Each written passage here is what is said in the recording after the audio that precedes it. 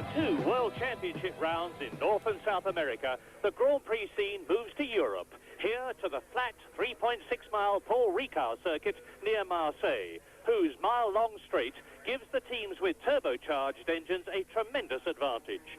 But Grand-Prix racing is in a state of change. Up to 6 teams could be stopping to refuel today.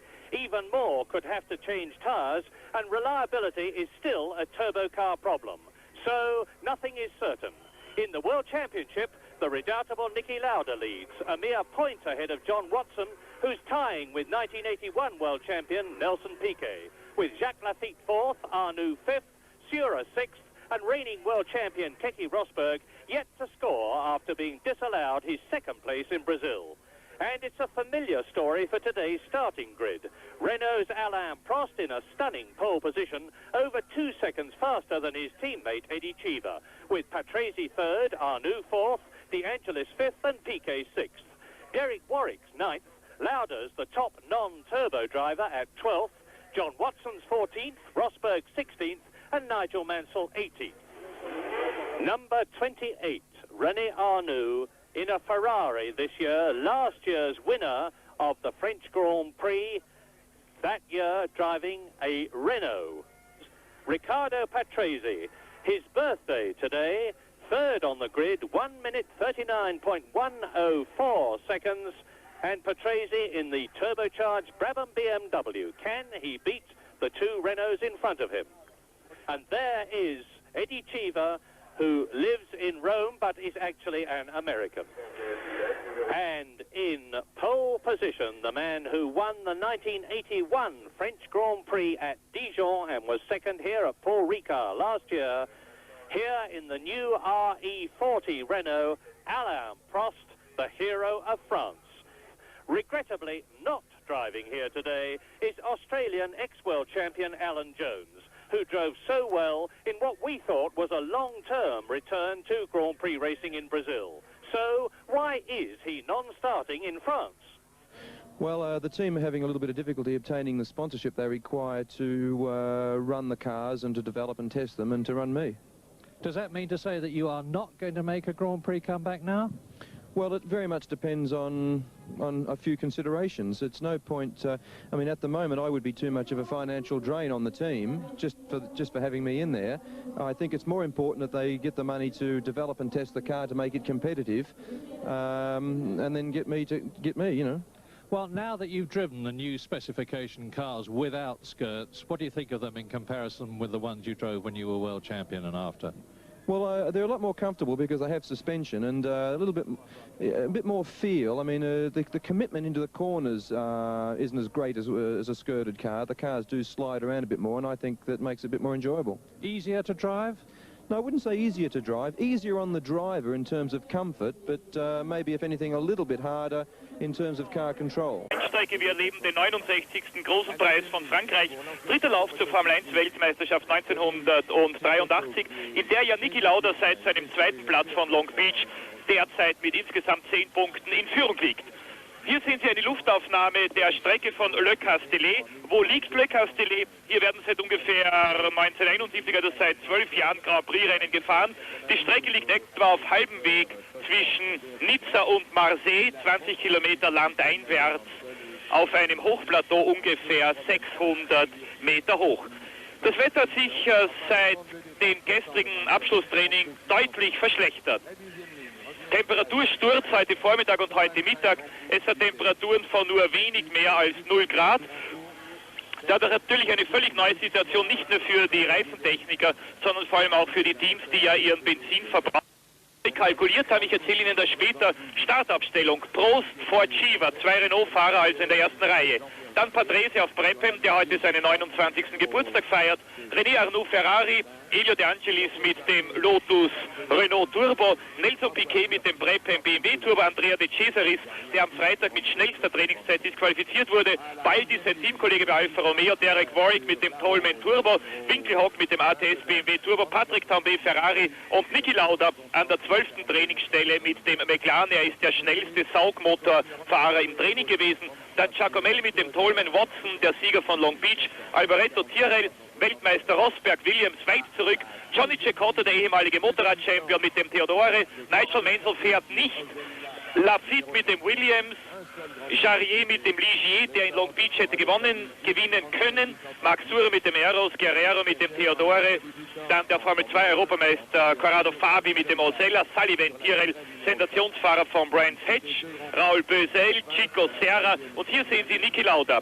Das Wichtigste zuerst, Niki Lauda also an der 12. Position in der Startaufstellung. Sein Rückstand 4,4 Sekunden auf den Trainingsschnellsten auf Alain Prost. Allerdings heute Mittag im Aufwärmtraining war Niki Lauda mit vollen Tanks und Rennreifen unterwegs, nur um 2,6 Sekunden langsamer als Alain Prost. Hier haben wir noch einmal John Watson, das ist der Sieger des Grand-Prix von Amerika in Long Beach vor 3 Wochen. Sie erinnern sich sicherlich noch an dieses mitternächtliche Fernsehspektakel und an die unglaubliche Aufholjagd der McLaren-Fahrer Watson und Lauda, die vom 22. und 23. Startplatz weg gewonnen haben, was sicher eine Art Weltrekord war.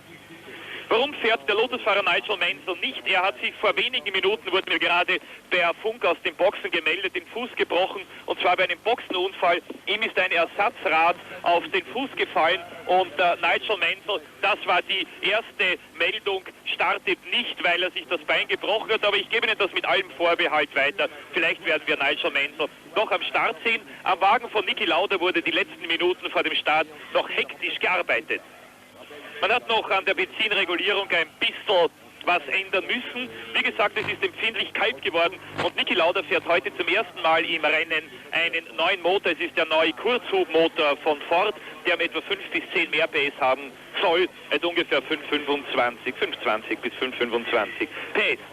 Patrick Tambay haben Sie hier kurz gesehen, Sie erinnern sich, hat in Long Beach geführt und wurde dann von Keke Rosberg im Kampf um die Führung sozusagen abgeschossen.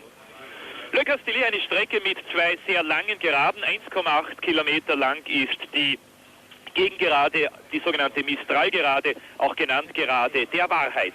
25 Sekunden Vollgas auf dieser langen Geraden, auch die Zielgerade ist relativ lang. Fahrzeit 15 Sekunden, das heißt 40 Sekunden wird hier in Le Castellet nur Vollgas gefahren, daher auch die enorme Beanspruchung der Turbomotoren und darum auch immer wieder das große Turbosterben auf der langen Geraden hier von Le Castellet. Im Bild der deutsche Manfred Winkelhock mit dem ATS BMW Turbo, hervorragender 10. Startplatz. Das ist der zweitbeste Startplatz seiner Karriere. Voriges Jahr in Detroit war der deutsche Manfred Winkelhock 5. gewesen. Derek Warwick mit dem Tolman Hard Turbo ist hier im Bild. Einer der 11 Turbofahrer, die vor Niki Lauda am Start stehen. Voraussage von Niki Lauda, vielleicht reicht es für einen Platz unter den ersten 5. Ich kann eigentlich nur hinterherfahren und auf die Ausfälle der Turbofahrzeuge warten. Das ist zwar nicht sehr lustig, aber es ist die Wahrheit. So die letzte Voraussage Niki Laudas noch vor dem Start. Im Bild Mauro Baldi, zweiter Fahrer von Alfa Romeo, war schon Formel 3-Sieger in Monte Carlo und ein Jahr später Formel 3 Europameister. Voriges Jahr noch bei Arrows, heuer bei Alfa und startet neben Andrea De Cesaris bereits in der 4. Startreihe. Voriges Jahr war er schon zweimal in den Weltmeisterschaftspunkten, zweimal 6. Andrea De Cesaris hat im Freitagtraining zu großen Diskussionen Anlass gegeben. Zunächst einmal hat er Trainingsbestzeit als die Renault-Turbofahrer Prost und Chiva. Dann ist man draufgekommen, dass der Feuerlöscher im Alpha leer ist. Das heißt, eine Gewichtsersparnis von etwa 5 Kilogramm. Man hat das Team verdächtigt, hier so bewusst geschwindelt zu haben. Auf alle Fälle, der Leidtragende war auf alle Fälle De Cesaris, dem die Zeit gestrichen wurde. Er hat sich aber gestern im Training noch auf den 7. Startplatz vorgekämpft. Wir sehen jetzt Nelson Piquet. Im Training 6. Am vorigen Wochenende hat Piquet bei den Testfahrten hier in Le Castellet nicht weniger als 3 Motorschäden gehabt, alle wegen Ventildefekten. Man hat daraufhin bei BMW die Ventilfeder noch einmal ganz besonders geprüft und hofft, dass man jetzt den richtigen Satz erwischt hat. Elio De Angelis mit dem Lotus Renault Turbo. War 5. im Training. Rechts oben im Bild sehen Sie den italienischen Lotusfahrer. Er ist der erste Lotus-Italiener, übrigens in der Geschichte der Formel 1. Zuletzt in Long Beach war De Angelis im Training schneller gewesen als die Lotus-Werkfahrer als Prost und Chiva. Wir sind bei René Arnoux, der neue Ferrari-Fahrer, Vorjahrssieger hier in Le Castellet. Vielleicht erinnern Sie sich noch an das dramatische Stallduell mit Alain Prost. Arnoux wurde damals signalisiert, er muss Prost vorbeilassen. Arnoux ist aber vorne geblieben, hat gewonnen. Er konnte das deshalb tun, weil er am gleichen Le Castellet-Wochenende im vorigen Jahr ein Angebot von Ferrari bekommen hat und jetzt auch der neue Starpilot bei Ferrari geworden ist. Zuletzt 10. in Rio und 3. trotz 2 Reifenwechsel, Boxenstopps in Long Beach. Riccardo Patrese im Training schneller als sein Teamkollege bei Prep BMW, Nelson Piquet. Heute, wie gesagt, 29. Geburtstag. Heuer noch ohne Punkte in der Weltmeisterschaft.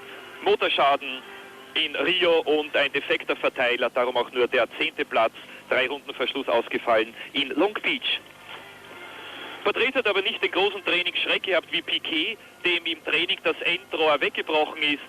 Daraufhin kam dann das heiße Auspuffgas auf die Heckflügelaufhängung, hat sie weggebrannt und der Flügel ist dann auf der Geraden weggeflogen.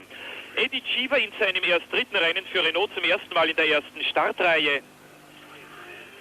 Allerdings mit großem Rückstand auf seinem Teamkollegen, auf Alain Prost.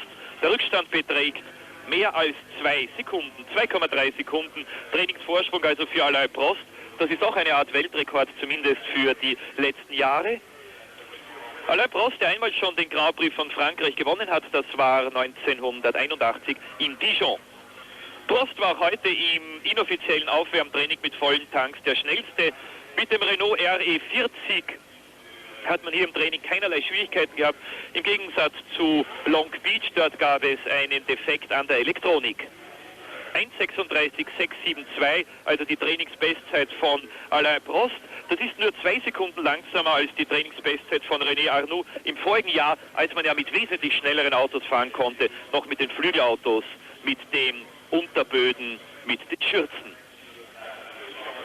Nochmals Alain Prost, der Trainingsschnellste im Renault RE40 Turbo. 11 Turbofahrzeuge, wie gesagt, auf den ersten 11 Startplätzen. Und dann der Anti-Turbo der Formel 1, Niki Lauda.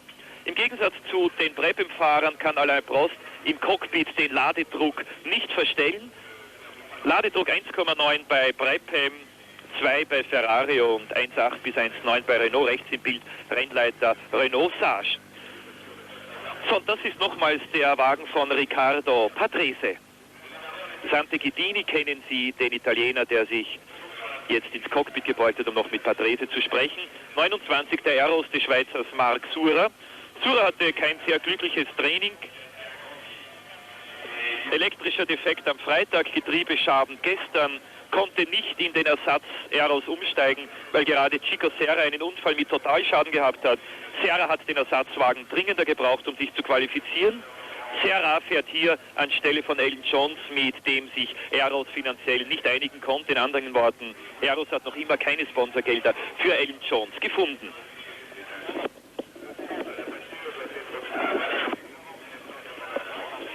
Darum ist ja auch die Möglichkeit aufgetaucht, dass Alan Jones Testpilot bei McLaren wird, wogegen sich Niki Lauda mit Recht heftig gewehrt hat. Lauda führt in der Weltmeisterschaft mit 1 Punkt Vorsprung auf Piquet und Watson, dann Lafitte, Arnoux, Surer, Tambe und Cecotto. Nur 3 Fahrer, die sich in den beiden bisherigen Rennen immer in den Punkterängen klassiert haben. Niki Lauda, Jacques Lafitte und Marc Surer. Alain Prost, der zum 3. Mal eine Weltmeisterschaftssaison als hoher Favorit in Angriff genommen hat, also in der Weltmeisterschaft dieses Jahres noch ohne Punkte. Letzter Blick in den McLaren von Niki Lauda. So, und das, was Sie jetzt sicherlich schon längst wissen wollen, welche Teams werden nun heute wirklich nachtanken, wie viele Boxenstopps zum Nachtanken und Reifenwechsel werden wir heute in Le Castellet erleben. 7 Teams haben ursprünglich Reifenwechsel, Boxenstopps angemeldet. 4 davon haben heute Mittag nach neuen Verbrauchsmessungen zurückgezogen. Weil es kühler geworden ist, konnte man annehmen, dass die Motoren weniger Benzin brauchen werden. Das heißt, die 230 Liter in den Tanks der Turbofahrzeuge könnten ausreichen. Zum Vergleich, die Ford Cosworth Autos brauchen heute 170 bis 180 Liter Benzin. Nicht tanken werden also Alfa, Tolmen, dann Jarier und Keke Rosberg, der Weltmeister. 3 Teams haben Boxenstopps zum Nachtanken vor. Ich darf Ihnen auch sagen, in welcher Runde das vorgesehen ist. 24. Runde, René Arnoux, Ferrari. 25. Runde Eddie Cheever Renault, 29. Runde Alain Prost Renault, dann irgendwann Patrick Tambay, der zweite Ferrari-Fahrer, und in den Runden 32 und 37 die beiden BMW-Fahrer Piquet und Patrese, wahrscheinlich in der Reihenfolge, dass der Fahrer, der im Rennen weiter vorne liegt, zuerst reinkommt und dann erst der zweite. Das ist, wie gesagt, im Augenblick alles noch inoffiziell. Die Teams haben das so geplant. Sie haben das eigentlich auch so gemeldet, aber sie haben erstens nicht die Verpflichtung, ihre Boxenstopps im Vorhinein zu melden, und sie haben zweitens auch nicht die Pflicht, sich an solche Angaben zu halten. Das heißt, man könnte zum Beispiel einen Boxenstopp anmelden, ihn aber dann gar nicht durchführen und dadurch die Konkurrenz zusätzlich irritieren. Bei McLaren tankt man mit Sicherheit nicht. Niki Lauda hat mir vor dem Rennen gesagt, der sicherste Platz im heutigen Grand-Prix von Frankreich ist mit Sicherheit der Platz im Rennauto. Nicht der in den Boxen, er wird also so lang wie nur möglich draußen bleiben, ja nicht an die Box hereinkommen und eben möglichst spät, das heißt möglichst nach Ende des Rennens dann erst an die Box rollen, und dann hat Niki Lauda noch gesagt, möglichst langsam. Er ist einer von wenigen, die die momentanen Boxenstopps zum Nachtanken für viel zu gefährlich halten. Es wird zwar auch in Indianapolis oder beim 24-Stunden-Rennen von Le Mans nachgetankt, aber dort unter völlig anderen Bedingungen. Dort kommt das Benzin dann von oben. Hier wird das Benzin mit enormem Druck in die Tanks gejagt, mit einem Druck von über 5 Atü. Derek Ongaro, der Sicherheitschef der FISA, hat die Teams versucht, ihre Boxenstopps zum Nachtanken aufeinander abzustimmen.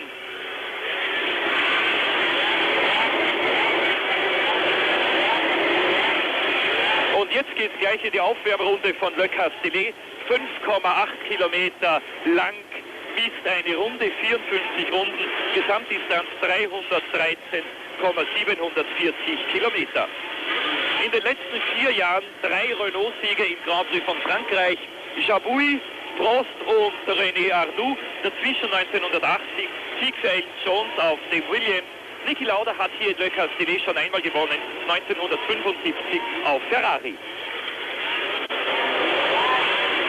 Und jetzt sehe ich, dass auch Nigel Mansell im Lotus Platz genommen hat. Mansell wird also den Grand Prix von Frankreich zunächst einmal wie vorgesehen beginnen. Ob die Schmerzen im Bein so stark sind, dass er den Grand Prix möglicherweise vorzeitig beenden muss, das werden wir erst nachher sehen.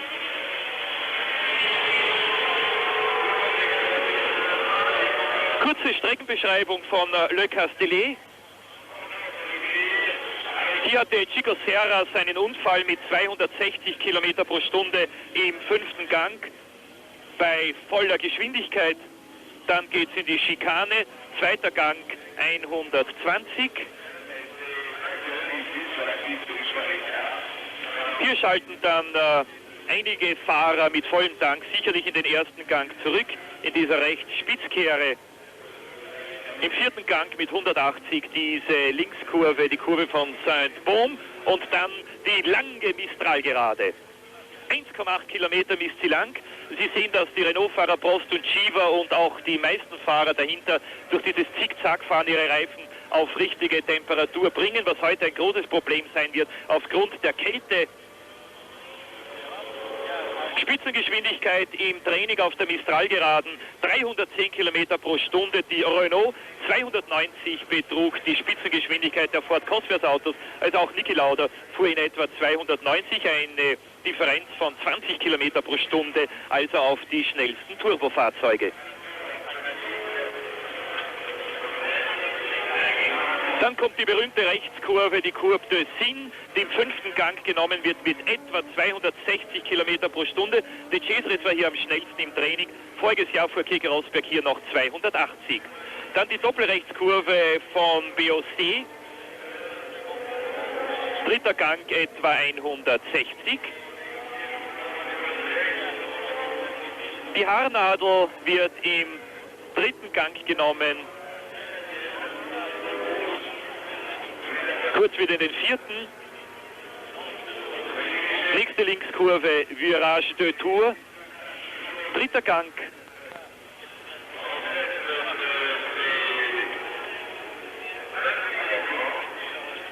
Der Trainingsschnellste Alain Prost hat das Tempo jetzt richtigerweise gedrosselt.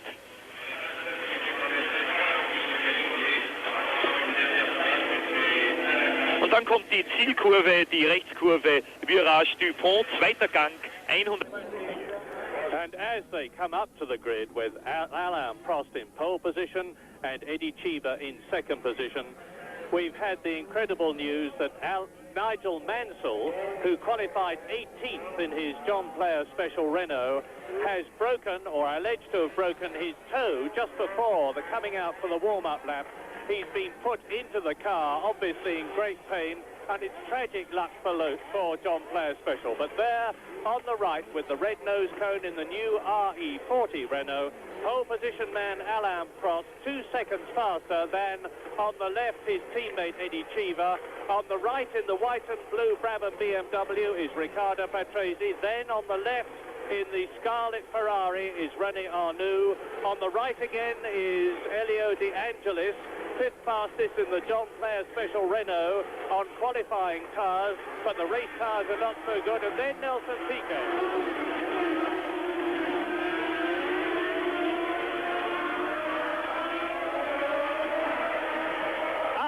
La Verrerie, and already Riccardo Patrese has slotted his Brabham BMW into second position ahead of Eddie Cheever, behind Alain Prost.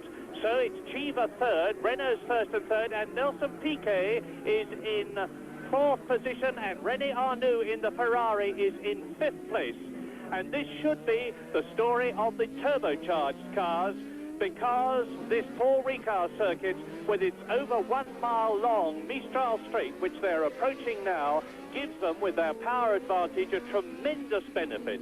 And it's terribly important to Renault and to France that Renault again do well in the French Grand Prix. They won in 1979, in 1981 and 82, and it's Prost leading, then Patrese, then Cheever, then Piquet, then René Arnoux, and as they come under the bridge, Patrick Tambay is in 6th position, and Ferrari have had appalling engine troubles in practice. They have blown, believe it or not, no less than 8 engines.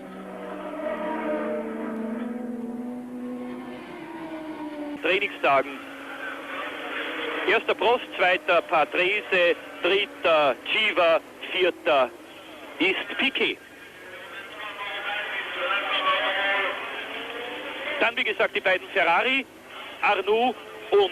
Leading group that you see, we expect all of them to stop in the pits for refueling at half distance. So, the usual story, the turbos with their high fuel consumption have gone for half tank, no change amongst the leaders.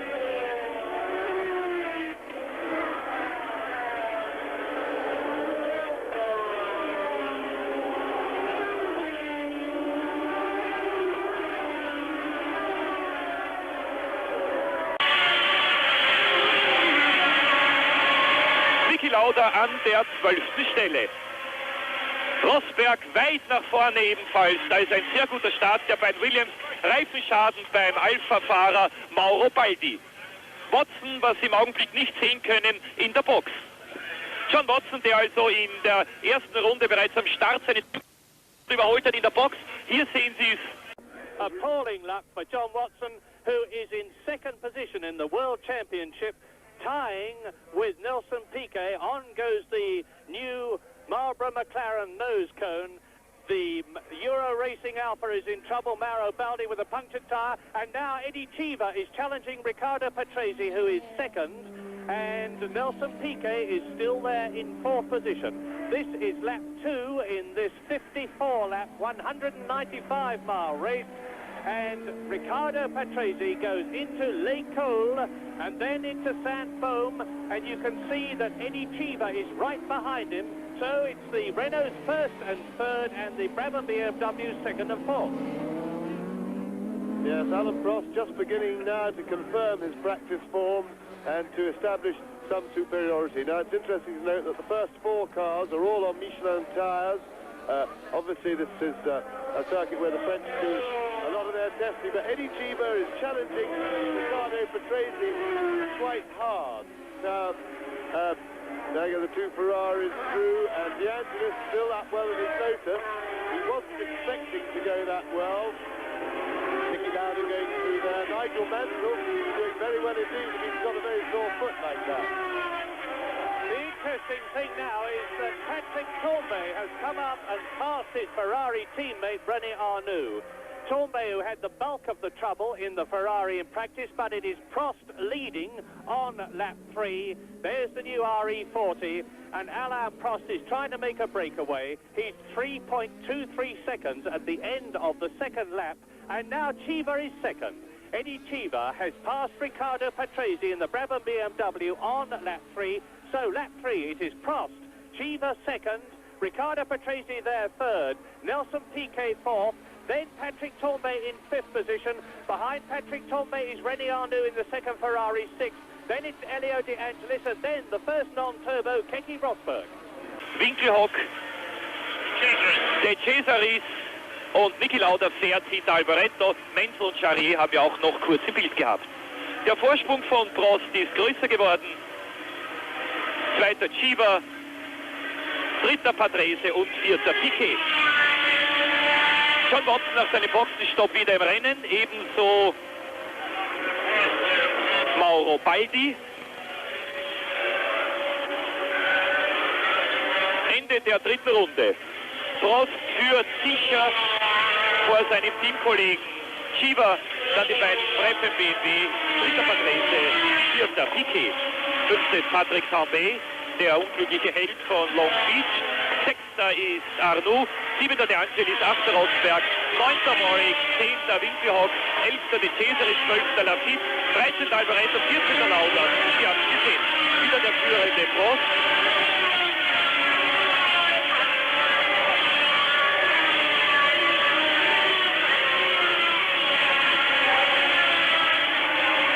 Lauda hat also 2 Plätze gegenüber seiner Startposition eingebüßt, wurde von beiden Williams-Fahrern, von Rosberg und von Lafitte überholt.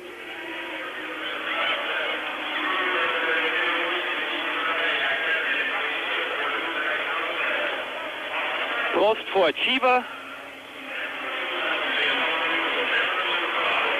Die beiden Breppe BMW noch im Windschatten des zweiten Renault Turbo.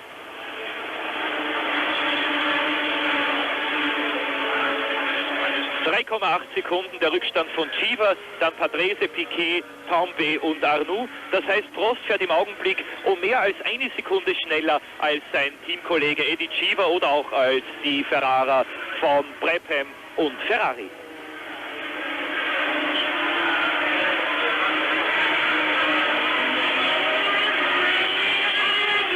Ich glaube allerdings, dass die Ferrari-Fahrer im Augenblick ein bisschen unter ihren Reifen leiden. Die amerikanischen Rennreifen brauchen immer 3 bis 4 Runden, um auf richtige Betriebstemperatur zu kommen. Die französischen Reifen brauchen nur 3 bis 4 Kurven. Ich glaube also, dass die Ferrari-Fahrer in den nächsten Runden etwas aufkommen werden und ihren Rückstand auf die Spitze verringern. Tambay.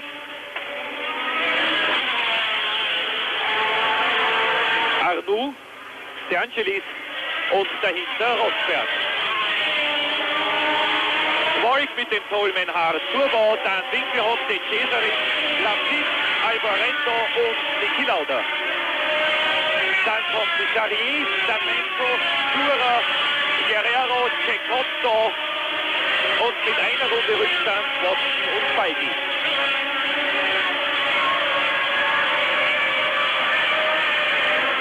Rosberg hinter De Angelis. Taktik von Rosberg für heute, die härtesten Reifen und voller Angriff von der ersten bis zur letzten Runde. Hat einen super Start gehabt, ist weit nach vorne gekommen, vom 16. Startplatz immerhin bereits auf die 8. Position. Niki Lauda ist weiterhin 14. Hinter Arnoux, De Angelis und Rosberg. Der Lotus Renault Turbo ist die powerful turbocharged cars, the Renault engine Lotus of De Angelis and the Ferrari of René Arnoux. But will he be able to get by? He's got to get by in this section of the track somewhere, and it's too tight really for easy passing. But Rosberg has showed no lack of willingness to have a go this year. He's driving very confidently, some would say a little bit overconfidently so far, but I'm quite sure that he's learned from what mistakes he's made, and he's much too clever to continue to do that. Now, if he passes at this section of the circuit. The problem is that the Lotus Renault will just power past him. He's getting the line for the inside for the hairpin, but now the Lotus is going, there's too long a straight now, and the Lotus must repass it. But will he be able to? Because I suspect that the Lotus tires may already be beginning to go off, and through and right wide goes Elio De Angelis, and sure enough, as James forecast, Elio De Angelis in the 620 horsepower Renault powered John Player Special powers past Rosberg. Yes, and Rosberg's done it back again. But again, we got this, he's got past, but I doubt whether he'll put enough air between him and De Angelis. He might do with the advantage of the Ferrari in front to tow him. He's got two corners now before this one and the left hand before he gets onto the straight, and he's made enough air if he makes no mistake now. He's got to get lined up behind that Ferrari, and he's right up on the curb. Keke Rosberg really trying and entertaining us magnificently. Now, I think he's got enough daylight, but that Lotus is going to keep on coming. No, he's not going to catch him now. Can he, however, catch René Arnoux, who has dropped right back from the leading five? The Patrick Tambay Ferrari in front of him, the two Brabham BMWs of third-place man Riccardo Patrese and fourth-place man Nelson Piquet, and, of course, the two leading Renaults. Well, that's the leading non-turbocharged car, Keke Rosberg, that we're looking at now. Yes, Keke Rosberg is, at a rough estimate, 25 seconds behind Alain Prost, and Alain Prost can get refueled and retired and slowed down and accelerated to get onto the circuit in not much more than 30 seconds in a good pit stop. So Rosberg is going to have to go some, because I doubt whether he's lapping as quickly, even on his own, as Alain Prost at the moment. Now, let us not forget that John Watson has been into the pits, having, I suspect, contacted Mauro Baldi's car. There's De Cesaris, there is Warwick, and there was the second Williams of Jacques Lafitte. And the positions now are Prost leading on lap 6, with Kiva second, Patrese is third, Piquet is fourth, Tambay is fifth, Arnoux is sixth, Rosberg is seventh, De Angelis is eighth, Winkelhock is ninth, Warwick is 10th, De Cesaris is 11th, and Jacques Lafitte is 12th. And it appears that John Watson has stopped out on the circuit. We don't yet know why, but we saw he's not had a happy day so far. His nose cone was damaged at some stage on the first lap. We didn't see the incident. He had to come into the pits, lost a lot of time, and was close to being lapped. So John Watson, after such a terrific start to the season in the first couple of Grand Prix, has run out of luck today for the moment. And so has Nigel Mansell. Nigel Mansell is out of the race at this early stage on lap 7, and I suspect that is because he must be in such pain with that broken, or at least a very badly bruised toe of his, that he's decided he's got to give in. And now Keke Rosberg and Patrick Tambay are both in good positions. Rosberg is in 6th position.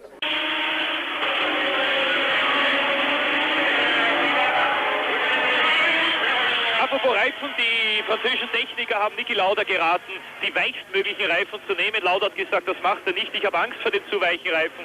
Niki Lauda hat gesagt, er möchte lieber eine Reifenbalance finden, eine, die mehr Erfolg verspricht. Lauda hat sich entschieden, an einer Seite weichere, an der anderen Seite härtere Reifen zu nehmen.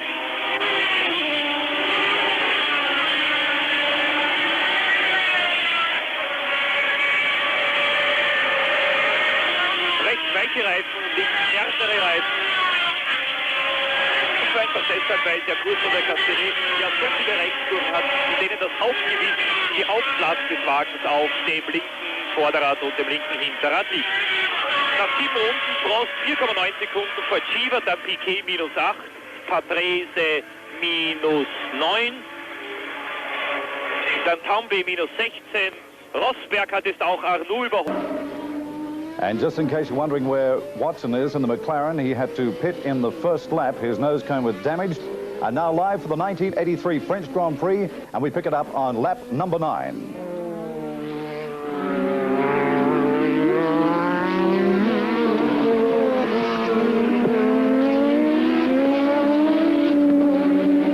Yes, that's enough now. Rosberg's got enough twisty part of the track to get the very nimble Williams car away from Arnoux, so that is immediate problem dealt with. He now sets off in potential pursuit of Patrick Tombe. Lap 9 in the 54-lap French Grand Prix, and Alain Prost in the Renault leads by 4.8 seconds his teammate Eddie Cheever in the second Renault. In third place is Nelson Piquet in the first of the Brabham BMWs. In fourth place is Riccardo Patrese, Brabham BMW. Sixth is Patrick Tombe, fifth is Patrick Tombe, and in a magnificent sixth position and the leading non-turbo, Keke Rosberg in the Williams. I wonder which of these cars are coming in to refuel. We believe that the Renaults, both of which will be making their first ever refueling lap, stops will be coming in on laps 25 and 27, which is still a long way to go. The weather conditions now are ideal for turbos like that of the Ferrari of René Arnoux, at whom we are looking now, and who is in 7th position, because it is cool. They've got a lot of wing on to enable them to use their power to keep the wheels down. You saw the Ferrari slide a bit now. There is Keke Rosberg in 6th position. Rosberg, who finished second in Brazil, only to have his points disallowed for a technical infringement of the rules. And we've had confirmation that Nigel Mansell has abandoned, has retired from the race because of pain from his toe injury. Tragic luck for him.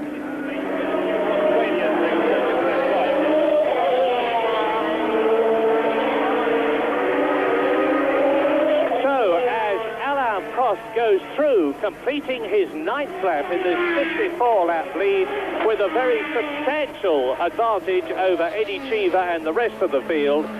It is just a question of keeping the Renault going, and it is amazing the way French Grand Prix after French Grand Prix, the Renaults succeed in doing well where they have had a failure after failure in other Grand Prix, because Jean-Pierre Jabouille won the first ever Grand Prix for Renault in 1979. Then, after Alan Jones had brought the Williams home in first place in 1980, the man that you're looking at, Alain Prost, won the 1981 French Grand Prix at Dijon. And then last year, René Arnoux won in a Renault. And there are the two Renaults leading on lap 10, rather less than 1/5 of the way through the 1983 French Grand Prix. And Prost, who is a diminutive little driver in his 45th Grand Prix with 5 wins behind him, is truly dominating. Michelin race tyres on which he is competing now have never been in doubt. They've had trouble with their qualifiers earlier this year at Brazil and Long Beach, but they won at Brazil with Nelson Piquet, did Michelin. They won at Long Beach with John Watson, and they're well on their way to another victory now. Well, Niki Lauda has finally woken up. He was sitting at the back of a group, running the slowest 14th place. He's now passed Stone Quarry and Alboreto, moved up to 12th place, and although he's languishing in 12th, the World Championship leader is beginning to make up ground, and he is very much in contention for a lot of turbos in front of him, difficult to get past, but some of them will be pit stopping, and so I think it's reasonable to say that Lauda, although he's not looking like winning the race, he's got the two Williamses in front of him, normally aspirated cars, but he's going a bit better now, and he seems to be getting into his stride. And welcome to the French Grand Prix of 1983, to Channel 9 Australia, wide world of sport viewers. And the news is that we are on lap 11 of this 54-lap Grand Prix, the third of 1983. And in the lead is Alain Prost, the Frenchman, in the brand new turbocharged RE40 Renault. In second place is his teammate Eddie Cheever, higher than he has ever been in a Grand Prix before. In third position is Nelson Piquet, leading his teammate Riccardo Patrese in the Brabham BMW. In fifth place is Patrick Tombe. In sixth position is Keke Rosberg, and out of the race already has gone Nigel Mansell in the John Player Special Renault with a broken toe. And now Keke Rosberg and Patrick Tombe are both in good positions. Rosberg is in 6th position, and Patrick Tornby coming up through the field. There is Manfred Winkelhock, the German, who is in 8th place. Behind him, Andrea de Cesaris in the Alfa Romeo, 9th. Then in 10th position is Patrick Tornby, is Jacques Lafitte, and in 6th position is Elio De Angelis, number 11 in the John Player Special Renault, who powers past Patrick Tornby because De Angelis has got a turbocharged Renault engine compared with the Cosworth of Tornby. Yes, Jacques Lafitte fighting away there behind De Angelis. De Angelis outpowered him down the straight, and it's the usual problem. It's being demonstrated very well here, this enormous power advantage turbo-powered cars have, and of course Lafitte held up to the twisty bit. He needs to get some daylight between him, and Lauda has closed right up on that little group in 12th place. So a big battle going on there, basically for 8th place and below, with turbocharged. There's Lafitte having a look inside, but it won't help him there because the turbocharged car would only repass him on the straight. But Lauda's caught the group right up. De Angelis probably in a little bit of tire trouble, and definitely holding up the two normally aspirating cars behind him. But you see how he powers away now, and of course they're powerless to do anything. But Lafitte through the fast step, you'll see Lafitte close right up, and he'll outbrake De Angelis if he can, and there he goes, and he's got enough corners now between there and the main straight to put a bit of daylight between him if he can, and he needs to do that, just as we saw his teammate Keke Rosberg do earlier. That's a corner that'll help the nimble Williams. Here we see an action replay again.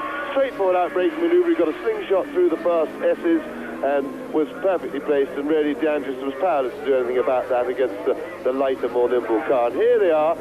You see there that Jacques Lafitte has apparently enough daylight, although the Lotus is closing fast. Is it closing fast enough to catch him before the end of the straight? Well, we'll see. There is De Angelis taking Lafitte again. But sad news for our Channel 9 viewers in Australia is that ex-world champion Alan Jones is not taking part in the French Grand Prix here at the Paul-Ricard circuit today. Alan is here and his car is here, but unfortunately financial sponsorship problems have prevented the two from getting together, so the world champion ex-world champion who drove in Brazil is not driving in France. And on lap 13, Alain Prost is leading from any team of the two BMWs, and Rosberg is sixth. Regie, in dem Fall die französische, eine solche Verfolgungsjagd von Lauda wie in Long Beach es die Amerikaner getan haben, nicht mehr verpassen. Lauda im Windschatten von De Angelis.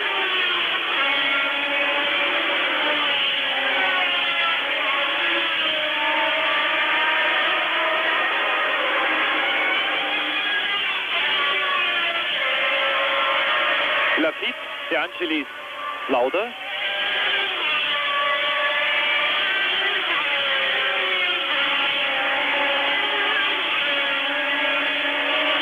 Ich nehme an, dass Niki Lauda jetzt zunächst einmal eine Runde versuchen wird, den Lotus genau zu studieren, um herauszufinden, wo der Lotus ist und wo er schlechter liegt, um ihn dann möglicherweise am Beginn die kurvenreichen Teile überholen zu können und einen sicheren Vorsprung auf De Angelis herauszufahren, wenn die Fahrzeuge dann in die Mistral gerade einbiegen. Denn auf der Geraden kann Lauda einem Turbofahrzeug natürlich unmöglich vorfahren. Und schauen Sie, De Angelis hat blitzschnell einen Vorsprung von bereits 5-6 Wagenlängen herausgefahren. Das ist der Unterschied in der Leistung, 150 PS zwischen dem Renault-Motor von De Angelis und dem neuen Ford Cosworth Kurzhuber, dem sogenannten Super Cosworth von Niki Lauda.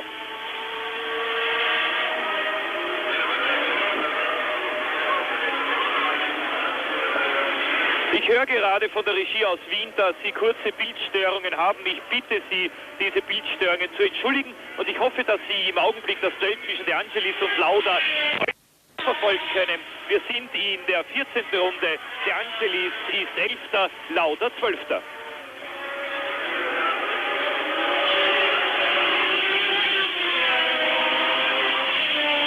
Die Fahrzeuge jetzt auf der Zielgeraden.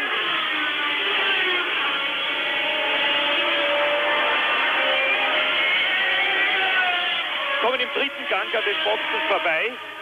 Dann kommt im 5. Gang mit 260 diese Kurve und dann die Schikane, die im 2. Gang mit 120 genommen wird. Ja, Lauda näher an De Angelis herangekommen. Jetzt müsste bald ein Überholmanöver gelingen. Nächster Boxenstopp. Bogging him down in the middle order of the field when he could be running faster and would like to be up mixing it with the others. But up at the front of the race, the Renaults are not really getting away very fast. It could all be on the pit stop. BK is dropping back very, very slightly on Prost, but he's only 11 seconds behind him, and a good pit stop by BK and a bad one by Prost could swing all that round and more very, very quickly. In the meantime, Keke Rosberg is over 40 seconds behind the leaders now, and he's not, unless the Renaults make a mess of their pit stop, he's not going to be able to make that up, and he's still dropping back. So he's ready to sweep up any mistakes, but he's not really in contention unless they have a bad stop. And Niki Lauda is now right up with Elio De Angelis in the John Player Special Renault, and De Angelis, number 11, is in 11th position, and there's De Cesaris with Tombe and Winkelhock as they go down the straight, followed by De Angelis, followed by Lauda, and there is in the green Benetton Tyrrell Michele Alboreto, who is in 13th position. Lap 15 then, and as we watch this battle with Niki Lauda, and here is De Cesaris taking the yellow and black ATS of Manfred Winkelhock. And now we rejoin the race. We are on lap 15. A wonderful battle between De Angelis and Lauda now trying to take him. And it is Prost leading, Cheever second, PK in third position, Patrese fourth, Tombe fifth, so it's turbocharged cars in the first five, and in sixth position it's still Keke Rosberg. Yes, De Angelis is really hurting Lauda's progress, and hurting it to the extent that Alboreto has now caught Lauda and is actually close enough behind him to possibly to worry Lauda and have a go at him. So Lauda must be feeling a little bit frustrated because he was up with the feet before this, and De Angelis, who's in a bit of tyre trouble, is not getting the grip with his Lotus that he wants and would like, and but of course powering away down the straight. So look at that huge gap he's opened on the straight. Lauda was right behind him coming onto that mile-long straight, and he's now, what, 30 yards back or so, but he'll catch it all against twisty section. As Winkelhock trying to lap a slower car. Now Winkelhock made a bit of a mistake coming onto the pit straight last lap, dropped 2 places, but he's still got that powerful BMW turbocharged engine in his car, and he will be no fun for Lauda and Alboreto to find a way around either. Reniano is 7th. You just saw the edge. There's Derek Warwick, who has been into the pits and changed 4 tyres. That's a blue and red Coleman. And meantime, nose to tail come the 4 cars behind him. Winkelhock, De Angelis, Lauda and Alboreto. And Winkelhock, number 9, is in 11th position. So that's the battle. Well, Lauda was a little bit closer that time going into the S, but he's still not quite close enough. The feet seem to be able to get through that S a lot quicker than Lauda and get the sting stop. And let's see now, Lauda's going, he should have tried the inside if he can. It seems, I mean, Liverpool is getting a look down there. And once again, it's going to be a long straight for the Renault to power away. Lauda's snapping all over his heels in the corners, but then he just has to sit and watch, powerless to do anything. On straight. Now he's got Winkelhock in front, weaving about a little bit, and there's the fastest lap being flashed up. Alain Prost already, but it's not spectacularly fast, still approximately 3 seconds outside the existing lap record, and something like more than 6-7 seconds slower than Alain Prost qualified, with boost wound up and sticky tyres on. And that is Derek Warwick's car. He was with that battle that we were looking at, and he suddenly shot off the circuit. He's obviously out of the race, having been into the pits to change his tyres. So that means Derek Warwick is out, Nigel Mansell is out, John Watson is out on lap 17. It's not a good race for Britain. but it's a very good race for France at the present moment as we look at Elio De Angelis and Niki Lauda in the John Player Special Renault and the Marlboro McLaren, and they are battling for 12th position with Michele Alboreto there in 13th, with in 11th place ahead of them Manfred Winkelhock. There he is, 11th, 12th, 13th and 14th. They are on lap 17, and on lap 17 it is still Alain Prost leading, with now Eddie Cheever 9 seconds behind him. Nelson Piquet is 11 seconds behind Cheever. Ben Patrese 2 seconds behind Piquet in 4th position. In 5th place Patrick Corbet, in 6th position Keke Rosberg, 7th Arnoux, 8th De Angelis, then Winkelhock, and here is Niki Lauda again trying to get past Elio De Angelis, with Michele Alboreto in the green Tyrrell holding the Austrian in the red and white Marlboro McLaren. Lap 18. And very soon we're going to see the thrill and excitement of these pit stops. Yes, and Nelson Piquet has now got right up behind Eddie Cheever, and he's definitely holding Alain Prost's lead up front. So the race now seems to have developed very much into a two-team, four-car battle between the two Renaults and the two Brabham BMWs, because they really have gone quite a long way away from Patrick Tambay, who's now some 13 seconds behind Riccardo Patrese in 4th place. So the Ferraris are still there in place if they can make up anything on the pit stop, but the rest really seem to be too far behind that. Rosberg is now well back and out of range, even bearing in mind that these leading cars have got to stop. Somebody will make the mess, but they can't all mess it up. Elio De Angelis 12th, Niki Lauda 11th, Niki Lauda 12th, and there is Michele Alboreto. They start another lap. They're still chasing the yellow and black turbocharged ATS of Manfred Winkelhock. Lauda's 5 yards closer than before. Close enough now. Can he get through this quickly and go down the inside on De Angelis? Come on, Nicky, get down. And he's done it. Oh, not quite. Oh, I thought he'd got his nose alongside, but really going to have some beginning. But has he got... I don't think he's got enough with the two corners remaining before the long straight to put enough air between him and the all-powerful Renault Lotus. So, unfortunately, he's done it at the wrong moment, and I have a nasty feeling he's going to be gobbled up on the straight. Let's watch this now and see if that Lotus of De Angelis can do it. Lauda's got enough. Here we just see him doing it again. Fairly straightforward. He was right up behind him, and just a little squirt on the throttle down the inside and nipped inside. But I want to go back to the battle on the straight just to see how and there it is. We missed it, but it was a sheer case of brute power and force, and poor old Lauda must be feeling mighty frustrated. But he's just got to get into that corner after the first fast test is after the pit, and not the one where he did it. Lap 19, and while we have been watching this battle between De Angelis and Lauda, which we continue to watch, Nelson Piquet has moved up into 2nd position ahead of Eddie Cheever. So the Brabham BMW is catching as Niki Lauda is right with De Angelis again. We've got real excitement up front. There is the Alfa Romeo of Mauro Baldi, who is back in the race, having been in to change that rear tire, and as they complete a lap, now Niki Lauda can, as they go up to the Verrerie, with right behind him Alboreto, right in front of him De Angelis. De Angelis, I think, made a mistake there by weaving around instead of concentrating on getting to the corner quickly. We're in the wrong place, but I wanted Lauda was closer than ever and did have a chance of going through in that first slow corner under braking, which is what he has to do to get enough air. Überrundung von Tito Serra. Sullivan ist bereits überrundet.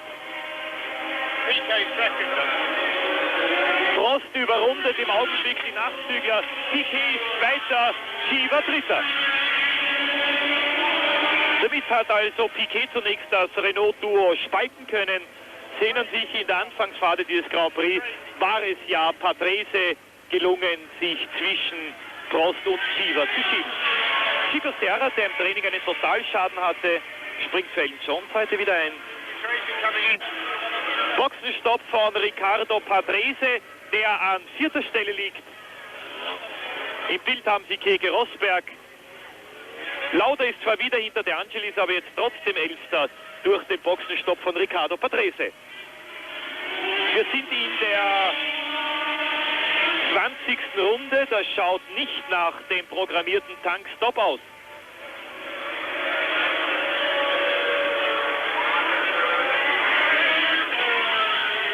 Sura, Cecotto, Serra und Caliven.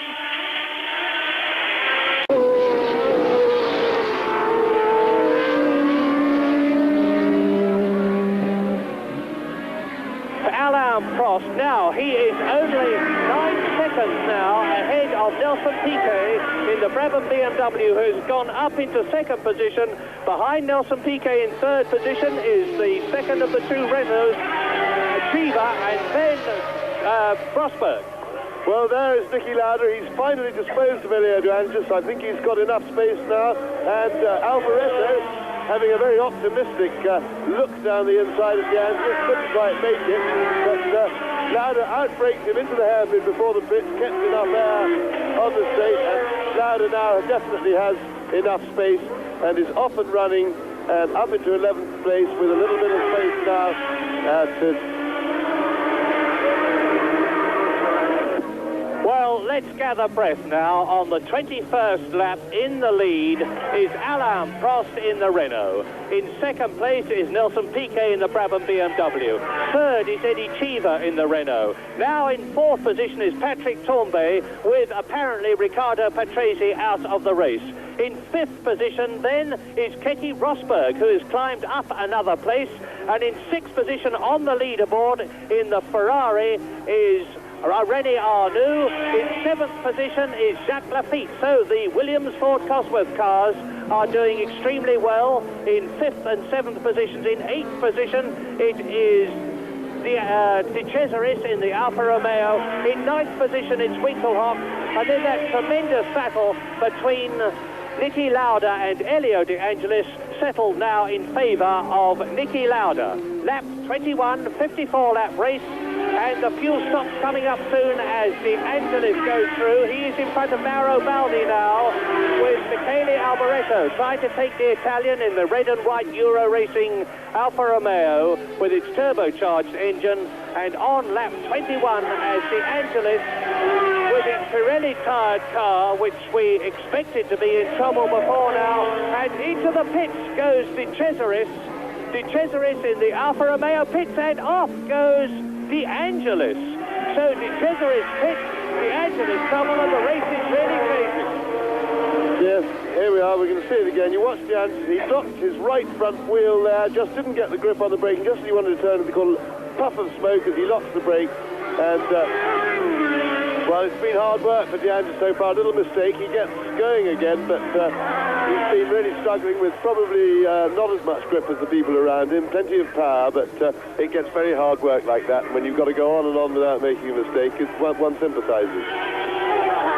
Now, look at this lot. The Alfa Romeo of Baldi, Danny Sullivan, and behind him one of the Ligiers. And while you look at that, I will tell you that the Brabham and the Williams team mechanics are out in the pit lane. I can see them, you can't.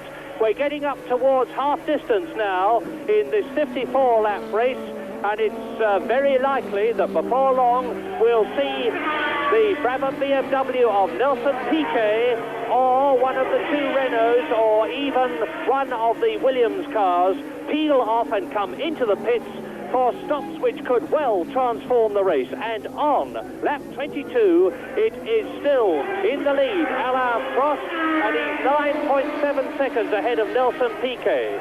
There are Mauro Baldi and Danny Sullivan, but in third position now, and very close to Nelson Piquet, is Eddie Chiva. We haven't seen them for a while. In fourth position, it is Patrick Tambay.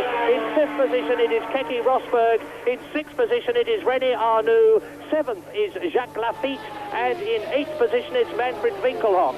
Ninth is Niki Lauda, and in 10th place it is Michele Alboreto. What about these pit stops then? Any moment or any lap now, I suspect, and you look at Alain Prost coming up to lap Marc Zura in the Arrows, who is in 13th position. Yes, Yes, unfortunately, Nelson Piquet's initial progress in catching Alan Prost seems to have stopped. He's dropped back that little bit, but it's difficult. He's back to 11 seconds now, the gap. Difficult to judge exactly what their form is because they're in amongst the back markers now. They get a bit held up to the twisty section or what have you. And, of course, this creates a slightly false view of the situation. Well, there's still 20 cars left in the race. Out of it, as we know, have gone John Watson. We know that Mauro Baldi had trouble. We know that Nigel Mansell has retired. Derek Warwick has retired. Patrese has been into the pits and is still there.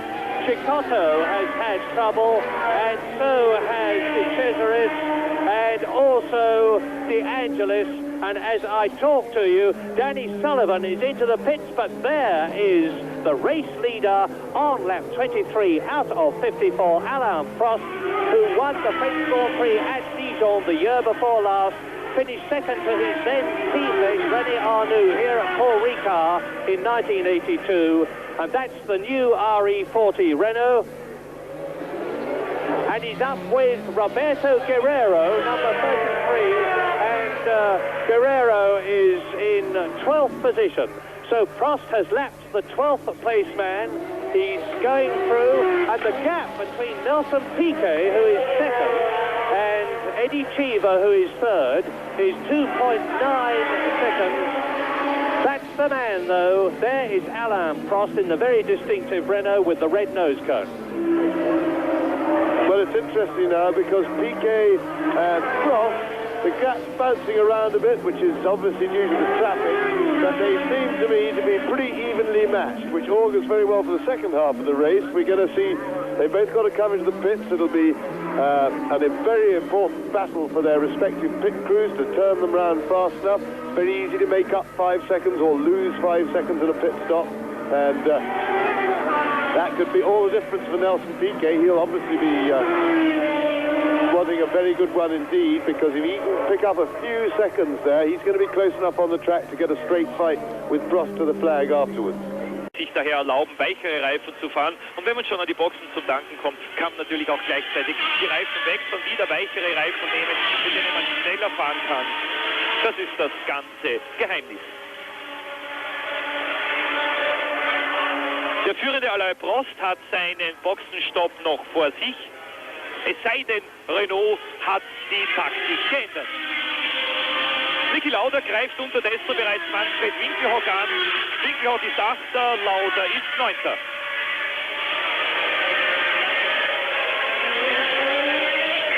Prost beginnt seine 24. Runde. 11,7 Sekunden vor Piquet.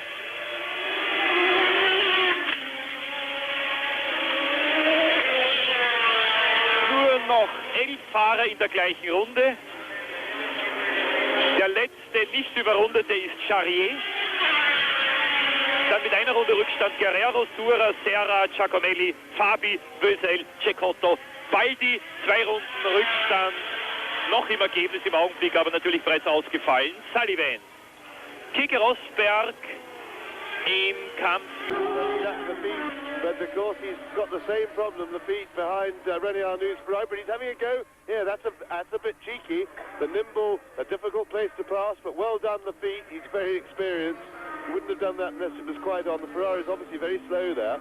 Now, he may have enough space to put the daylight. He's got a couple more corners before he comes out onto the fairly long pit straight, but I think Jacques Lafitte has put enough daylight between himself and René Arnoux to establish himself firmly in 6th place, coming up from 7th. In the meantime, up front, there is Prost, and Nelson Piquet is closing on Prost when he has clear traffic, and there is Arnoux going into the pit.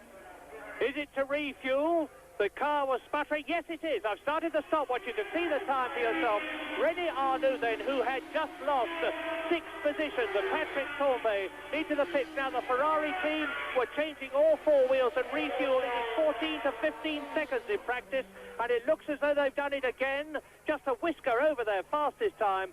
15.71 seconds. A pit stop, and now Arnoux's out with a fresh tank and new rubber. Yes, very good pit stop, and Eddie Cheever is just going into the pits as well. In his Renault, we know that Prost isn't going in for a few laps. Here is Cheever. They're going to start. There they are, starting the clock now. Good pit stop by the Ferrari team. They're very experienced. They've done a lot of practice. They got the fuel in very quickly indeed in about 10 seconds. Took a little bit longer over the tyres. And fuel finished. Fronts on. And that's not quite as quick, but it's still not bad. Anything under 20 seconds is not bad. The Renault team getting Cheever away and on the move. Prost's going to come in about 4 or 5 laps' time. And where is Patrick Tambay is the next question, in fourth place, as Alain Prost is on his 26th lap. Now we're expecting Alain Prost, the race leader, to come in 2 laps after Eddie Cheever. So Cheever is now on his 26th lap, which Alain Prost is not so far off completing, and still in second position it's Nelson Piquet.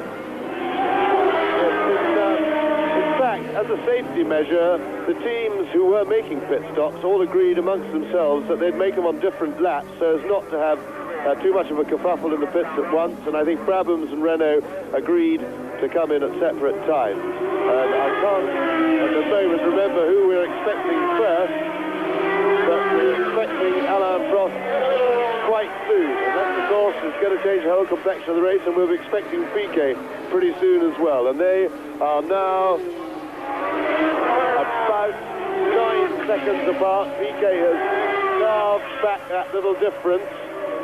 10.4 seconds between this man, the race leader Alain Prost, on lap 27, and the second place man Nelson Piquet. In third position it is still Eddie Cheever, but obviously of course with Patrick Tambay much closer to him in the Ferrari in fourth place. Fifth and sixth, the 2 Williams of Keke Rosberg, and up into third position has come Patrick Tambay, thanks to that pit stop by Eddie Cheever. But Cheever is close enough to Tambay to be able to regain the third position if Tambay has to come in and refuel, which seems very likely in the light of the fact that his teammate René Arnoux has already done so. And Alain Prost there has passed and lapped Michele Alboreto, number 3, who is in 9th position. So Prost has lapped everybody up to 9th. And on lap 27, the order is Prost, here he is leading, Piquet second, Cheever has lost his third place to Tambay. In fourth position, it is therefore Cheever. In fifth position, Rosberg. In sixth position is Jacques Lafitte. In seventh position, just off the leaderboard, Manfred Winkelhock. In eighth position, it's Niki Lauda. In ninth position, it's Michele Alboreto. And in 10th place, René Arnoux. And are we going to get the leader coming in for a pit stop now? And the answer is no, he has gone through. So Alain Prost is hanging on. His car is fully equipped for refueling. Look behind his head and you will see, well, he's going too quick. He's going into La Verrerie at about 155 miles an hour, this right and left, and now down to the chicane, to the Lake Cole, into the long right-hander at Saint-Baume, then flat out in fourth gear at about 125 miles an hour after he has rounded this corner, and into the long Mistral straight, 1.1 miles long, which he enters now, and this straight is over, as I said, a mile long, and they hold on flat out for over 24 seconds. And watch Prost as he comes up behind Mauro Baldi in the V6 Alfa Romeo, and in front of Baldi is Niki Lauda. So Baldi's coming up through the field well. And now, Alain Prost, are we going to see a Renault pit change? Into the pits goes Keke Rosberg. Keke Rosberg is coming in to refuel. The fastest time we've had so far is René Arnoux, and there is Rosberg. And the wheels stop now. In goes the hose, up goes the jack, off come the rear wheels. The tyres and wheels are passed back. The Williams team have been practicing this superbly. And Keke Rosberg, the reigning world champion, has got the fuel pumping in behind him, off, out of the jacks. And it's slower, he's slower. It was 17.6 for Cheever. The seconds are ticking away, something is wrong. And the Williams pit stop is not going nearly as well. And there, Keke Rosberg has lost a considerable amount of time. with over 26 seconds. Yes, I couldn't see what was wrong. It appeared to be something at the front of the car because they got the fuel in and the rear wheels done all right, but that seems again that Frank Williams has let himself down. His driver, there's Rosberg battling in there. He's on cold tyres, don't forget. But come out right beside Prost, but a lap down, and on cold tyres he won't be much of a match for him for a lap or two. But really a shame then, Rosberg really having a go, and something went wrong with the Williams team. That's 2 out of 2 pit stops that they've made a mess of, and that really won't do. They've got to get their act together on that if they're going to win races. And as you see, Alain Prost coming down the straight. There he is with the red flash on the nose cone. He has still got to come in and make his pit stop. This is lap 29. He's now caught and passed Niki Lauda, who is in 8th position.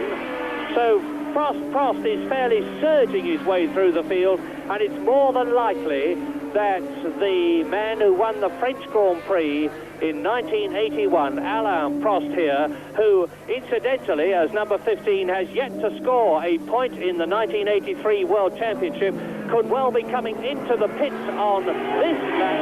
And the fastest time so far we've had is the Ferrari pit stop of 15.7 seconds for René Arnoux, and now Prost is into the last right-hander, and it's going to be now that we see whether the Renault man goes into the pits. He's slowing down, now he accelerates away, and he's into the pits. Now, this is going to be the critical pit stop for the race leader, Alain Prost, and as you see, the seconds tick away. The Renault mechanics are superbly drilled. They have been practicing at Viry-Châtillon, the Renault base near Paris. They have been practicing here at the Paul-Ricard circuit, and this is a slower stop than that of René Arnoux. It's now slower than that of his teammate Chiva. It's very slow indeed compared with them, but away he goes in 24.2 seconds. And this can actually put Nelson Piquet in the lead, and there goes Patrick Tambay also going into the pits to make his pit stop. Tambay, here we see Tambay pulling up, very slow stop, had trouble with the right rear wheel on Prost's car, and if Nelson Piquet can get a smooth 15-second stop or thereabouts, he will rejoin the race pretty well level pegging with Alain Prost, and we can have a real run to the finish. So the pit stops seem to have concertinaed the team up, and a very, very fast stop by Tambay, but he's been in before, so it's probably just an adjustment, one of the wheel nuts possibly not tight. Der Boxenstopp bis jetzt. Arnoux hatte 15,71 gebraucht, Tambay etwa 15 Sekunden.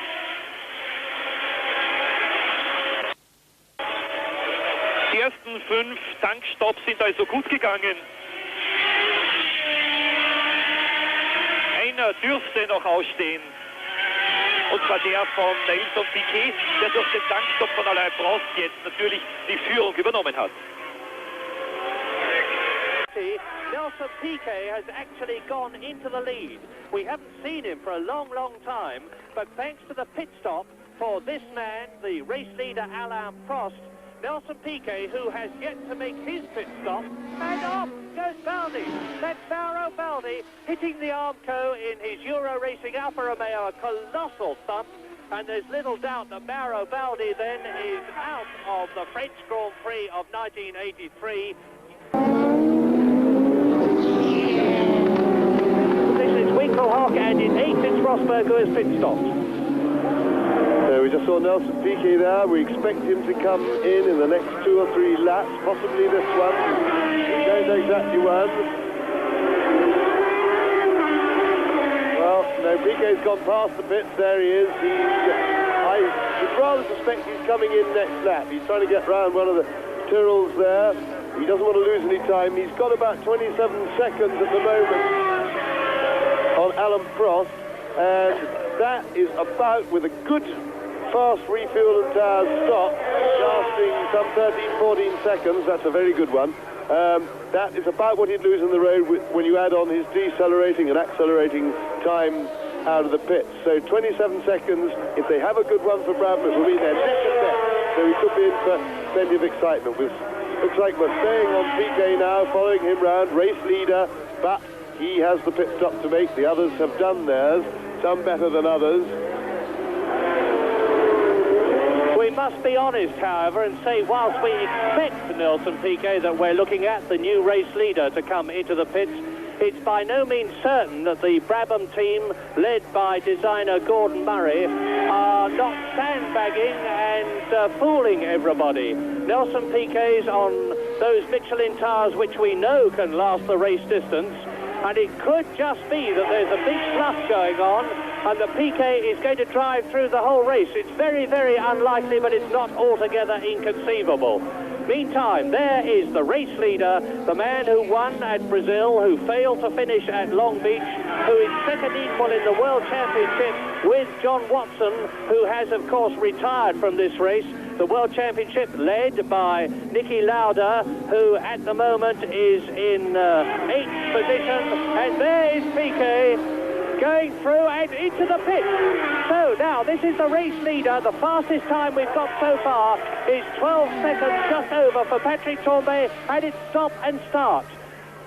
And the Brabham team, these are the people that initiated pit stops last year. Nelson Piquet sitting impassively in the car. Already the left front has been changed. It's slow compared with Tambay. It's fast compared with the others. Away goes Nelson, 16.1 seconds.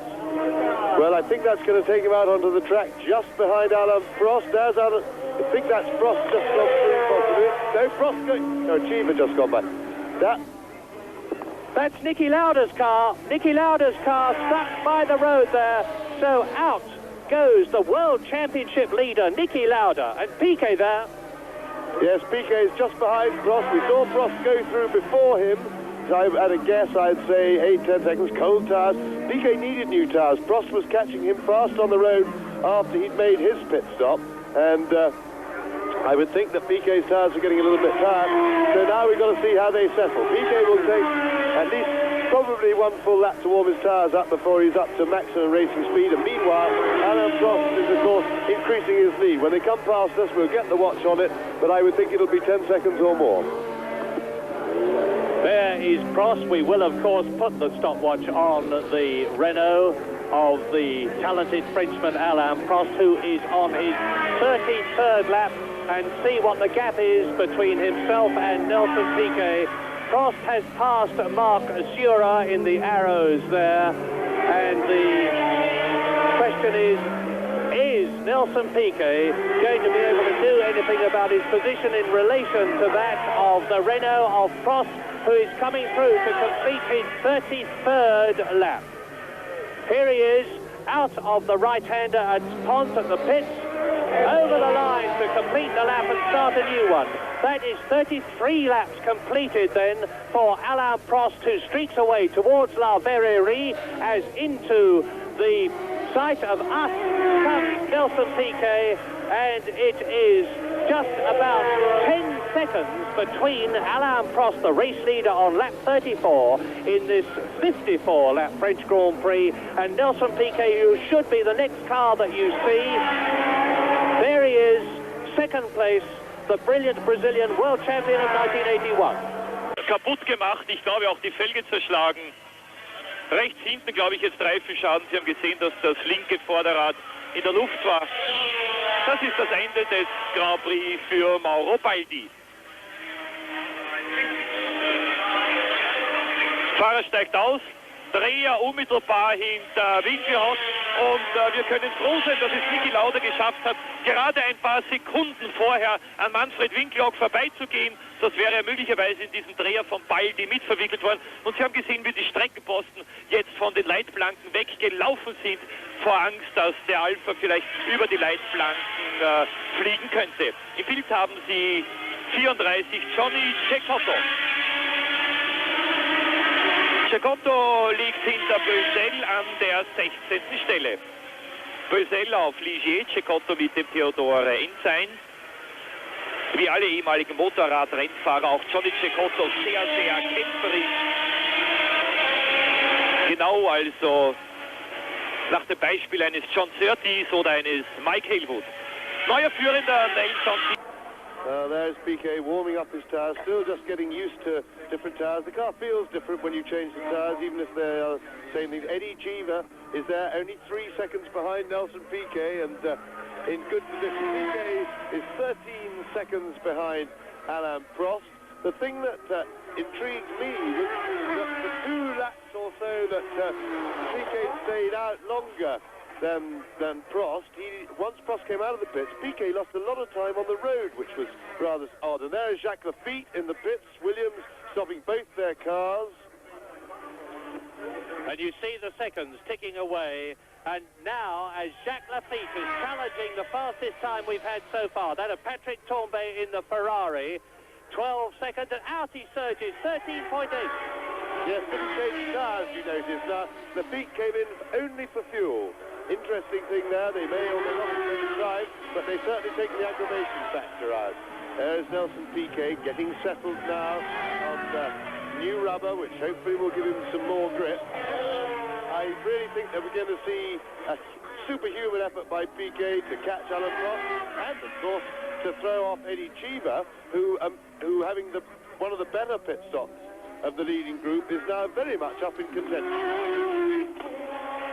Alain Prost is 14.5 seconds ahead of Piquet, who is 4 seconds ahead of Cheever, now in 3rd position.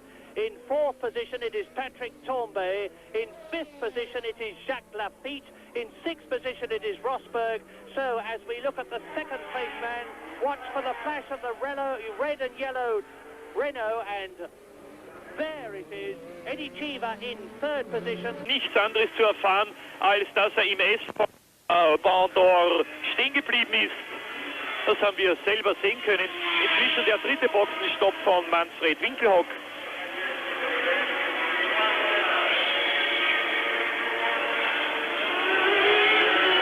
And welcome back to the 1983 French Grand Prix on 9's Wide World of Sports. Live from Paul-Ricard, and now to Murray Walker and James Hunt as they continue their commentary. That will remain to be seen how clever a gamble it is, because he does seem to have something that he didn't have before his pit stop, just by comparison of his performance against his 2 pursuers, with whom he was so easily matched earlier on in the race. It'll take us a couple of laps to get a pattern on that, and then we're going to have to see if they put a soft compound on, whether he'll last us. There is Piquet, driving very smoothly as we expect, with a big flash of flame through his turbocharger then. They're very spectacular like that, these silencer arrangements they put on the engines. And I'm watching Piquet as you are, and I'll be able to tell you now what the gap is, because Prost has gone through and completed his 35th lap, and James is right. Piquet is dropping back. The gap is 14 seconds. Yes, and Prost has just posted a new fastest lap, so Alain Prost has definitely done something in the pits, or either that or got his finger out in a big way, because he's going considerably quicker. He's averaging fast over 126 miles an hour around this lovely Ricard circuit, and Piquet at the moment doesn't seem to have an answer to that. And while we look at Piquet, Ketty Rosberg in 6th position is gaining fast on his teammate Patrick Tambay, who is in 5th place and on lap 36. As you look at the turbocharged Brabham BMW of 2nd place man Nelson Piquet, it is Alain Prost leading by about 14 seconds now. Piquet that you look at 2nd, in 3rd position Cheever, in 4th position is Patrick Tambay, 5th and 6th and battling hard, the 2 Williams of Jacques Lafitte 5th and Ketty Rosberg 6th. In 7th position now it's Michele Alboreto. Down to 8th has gone René Arnoux, whose season it is not, because he is only in 5th position with 4 points in the World Championship. Then behind Arnoux is Jean-Pierre Jarier, and everybody up to Jean-Pierre Jarier have been lapped, and Jean-Pierre Jarier is 9th. There is Piquet, lap 36, and there is Prost. Now, I've got the stopwatch running, and Piquet's tyres, of course, are warming up, and it looks visually to me as though Piquet is gaining a bit. Prost, fastest so far, 1:42. That's 2 seconds outside the lap record, which was done by a skirting car. But Piquet is indeed dropping back. 16 seconds is the gap as Alain Prost comes up to René Arnoux. who is in 8th position. Right, so Prost has lapped the 9th place man. He's gaining on the Ferrari of René Arnoux, and this is going to be very interesting because it was last year that René Arnoux and Prost had a real needle match because Prost had instructions to win and René Arnoux had instructions to finish second, and René Arnoux held on to the lead he had and he won the race much to the disgust of Prost and the Renault team, and now they're in rival cars and Prost wins. Arnoux, right beside him, is gaining on Michele Alboreto, and behind them is Raoul Bercel in the Ligier, and Prost is through. He has taken the Ferrari on his 37th lap out of 34. So the leader has lapped the 8th place man. In 2nd place it is still Piquet. 3rd it is still Chiva. 4th it is still Tombay. 5th it is still Lafitte. 6th it is still Rosberg. 7th it is still Alboreto. And as you see, the race leader, Alain Prost, is now right up to the green Benetton Tyrrell of Michele Alboreto, lapping the fastest. That's the fastest car on the circuit, on the right, Alain Prost.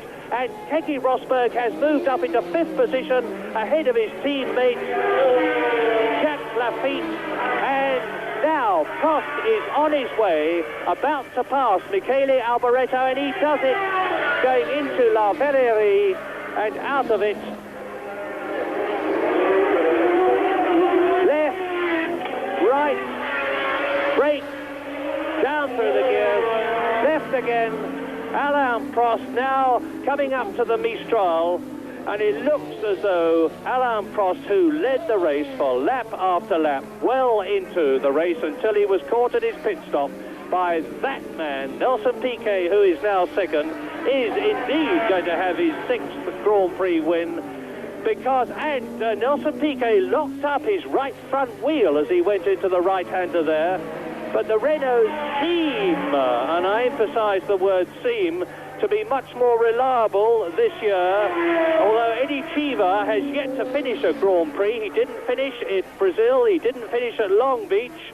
Prost finished in Brazil in 7th position. He finished at 11th place at Long Beach, and he's now on the lead with the glory of France and the glory of Renault, and both matter a great deal to most of the people here at the Paul-Ricard circuit, resting on his shoulders. And of course, he's lucky in one way, is Alain Prost, because it is so, I was going to say cool, it's not cool here at Paul-Ricard, compared with last year when the race was run 3 months later at the end of July. It is downright cold. We are all sitting here in the open commentary box in our anoraks, and we're very glad we've got them. And now Patrick Tambay, as Prost goes through, Patrick Tambay is gaining, you saw it in the background, on Michele Alboreto, and the gap between race leader Alain Prost and Nelson Piquet is down to about 11 seconds. The gap between Piquet and Chiva is about 5 seconds, so it seems to me that Piquet is speeding up. No, he's 17 seconds down, I just counted, Murray, and he's losing a little bit, but to Alain Prost, but I still haven't got any really logical explanation for Prost's very sudden turn of speed when he came out of the pits after stopping for tyres and fuel, because he proceeded to knock something like a second off his previous, or the previous fastest lap, which I think was set up by Piquet, and that needs to be underlined as he streaked away from the field. What he may have done is stuck on a set of softer tyres, done a few quick laps to demoralise Piquet, establish his superiority, and now having done that, he may well have slowed it right up to keep his tyres cool. And it's Farby in the Osella there. Corrado Farby, brother of Teo. There is Eddie Chiva in 3rd position, 4 seconds as Corrado Farby gets out of the Osella. Chiva 4 seconds behind the 2nd place man Nelson Piquet, who is 16 seconds behind the race leader, who is Alain Prost, who is on his 39th lap, which he is just coming up to complete. He completes that lap now and goes into his 40th lap, 14 laps to go then in this 54-lap race, but it's still far from clear-cut. Alain Prost leading, Nelson Piquet 2nd, Eddie Chiva 3rd, Patrick Tambay is 4th, Keke Rosberg is 5th, and Nelson Piquet is now 18.3 seconds behind. He's dropping back, and the gap between Piquet and Chiva is 6.7 seconds. So the first three are spreading out. The first three on lap 40 being Alain Prost in the lead. In second position, Piquet. In third position, Chiva. In fourth place, it's still Tombe in the Ferrari. In fifth position, it is still Rosberg. In sixth position, it's still Jacques Lafitte, who is the last man not to have been lapped. In seventh place and lapped is Alboreto. In eighth place and dropping back is René Arnoux. In ninth position it is Jean-Pierre Jarier, and in 10th position is Marc Surer in the Arrows. Mit 2 Runden Rückstand, 14. De Cesaris mit 4 Runden Rückstand.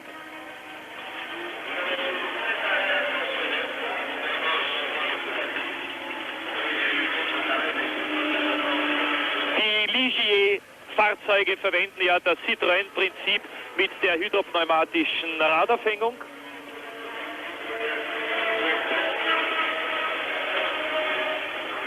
Der andere große technische Trick der Formel 1 in diesem Jahr war der Computer Lotus. Lotus hat auf das Auto den Computer ausgebaut, und zwar nicht, weil er nicht funktioniert hätte, sondern aus Gründen der Gewichtsersparnis.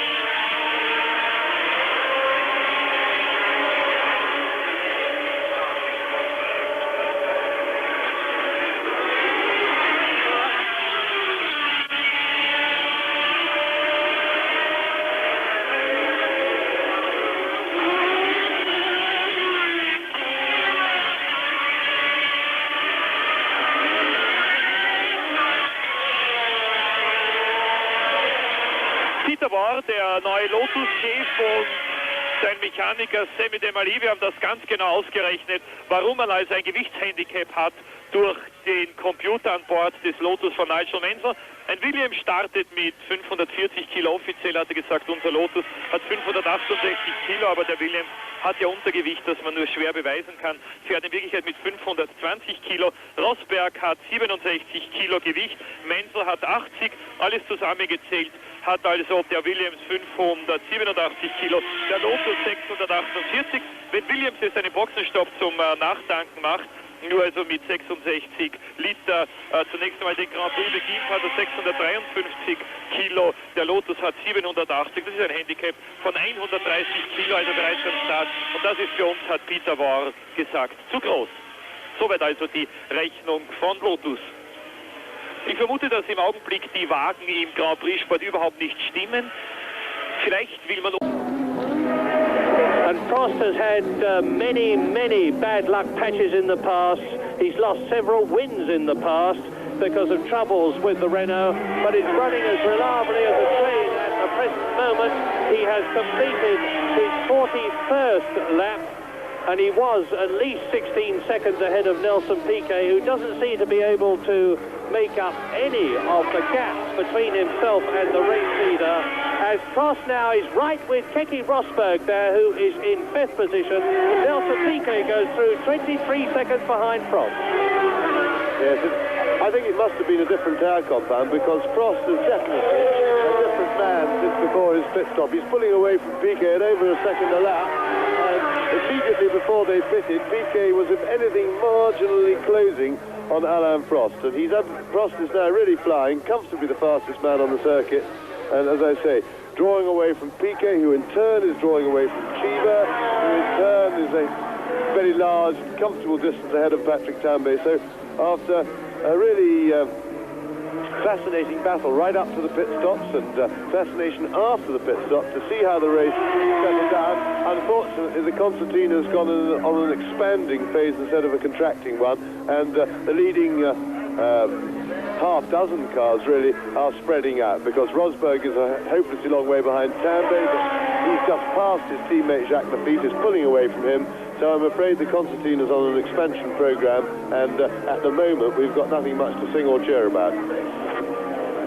That is correct, and Alain Prost, as you see, has lapped the 5th place man, reigning world champion Keke Rosberg, and it means to say that Prost is at the moment on his way to his first world championship points of 1983. because he finished outside the points in Brazil in 7th place. He finished well outside the points in Long Beach in 11th place. And he desperately needs World Championship points because the enormous advantage that the turbocharged Renault had over other cars up to this year has disappeared. Now, Prost is 21 seconds ahead of Nelson Piquet, and the gap between Nelson Piquet, who is second, and Cheever, who is third, is 10 seconds. So 31 seconds spread between the first and third men. Patrick Tambay, as you see, is some 20 seconds behind Cheever. Then Rosberg and Lafitte have been lapped in their Williams cars. And the interest, obviously, from now on has to be the positions in the World Championship, as well, of course, as how Alain Prost is going to be doing in comparison with the rest in terms of his World Championship position. And Piquet then is 15 points in, and at the present moment, I'm talking about the World Championship positions at the present moment, if they keep going in the positions that they're in. Piquet would be leading with 15 points. Lauda would be second with 10. Watson with 9, tying with Prost in third position. Then Jacques Lafitte would be fifth, and Tambay would be sixth. But this is lap 43, and it's a 54-lap race, so we certainly must not count World Championship positions before they've been hatched. Prost finishing the lap. His Renault sounding delightfully crisp, with fifth position man Keke Rosberg in the background there. Rosberg about 5 seconds ahead of sixth place man, his teammate Jacques Lafitte.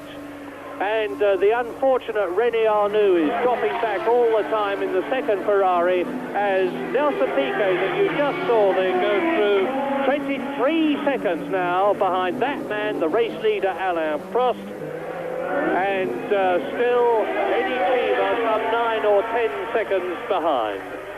Well, let's go a lap now with Alain Prost as he goes into the long straight, the 1.1 mile Mistral straight in fifth gear, building up the revs, and he does nearly 190 miles an hour as he comes underneath the bridge there, then down one gear, a confidence lift as they call it, into the Courbe de Cygne, the very tight, the very sweeping right-hander, where Mauro Baldi and Jochen Mass went off at enormous velocity last year and led to the banning of skirts in order to make the cornering speed slower and the cars safer. This is erster Prost, zweiter Piquet, dritter Cheever, vierter Tambay. Dann fünfter Rosberg, sechster Lafitte, siebter Arnoux, achter Alboreto, neunter Jarier, zehnter Sura, elfter Giacomelli, 2 Runden Rückstand, 12. Cecotto, 13. Boesel, 14. De Cesaris mit 4 Runden Rückstand und dann noch in der Wertung der ausgefallene on lap 44 to complete his 44th lap, and he's done it. And it's now just 10 laps for the race leader Alain Prost, 28 years old, from Saint-Chamond, who is pulling away inexorably from the lap 5th place world champion Keke Rosberg, and the gap between Prost and Piquet, 24 seconds now. The gap between Piquet and Cheever, there is the third place man, is 9 seconds, 9.03 seconds. It looks like being another famous French Grand Prix for Renault, who finished first and second last year. We're looking at the second place Brabham BMW of Nelson Piquet. 52,9. Tambay wird Cheever nicht gefährden können, aber möglicherweise Cheever-Piquet sind nur 9 Sekunden. Würde Cheever in jeder Runde auf Piquet jetzt 1 Sekunde aufholen, dann könnte es eventuell noch einen Doppelsieg für Renault geben. So wie im vorigen Jahr, als Arnoux vor Prost gewann, allerdings ohne Stallkrieg. Prost ist eindeutig die Nummer 1 in diesem Team. Eddie Cheever hat das auch bei seiner Vertragsunterschrift voll akzeptiert.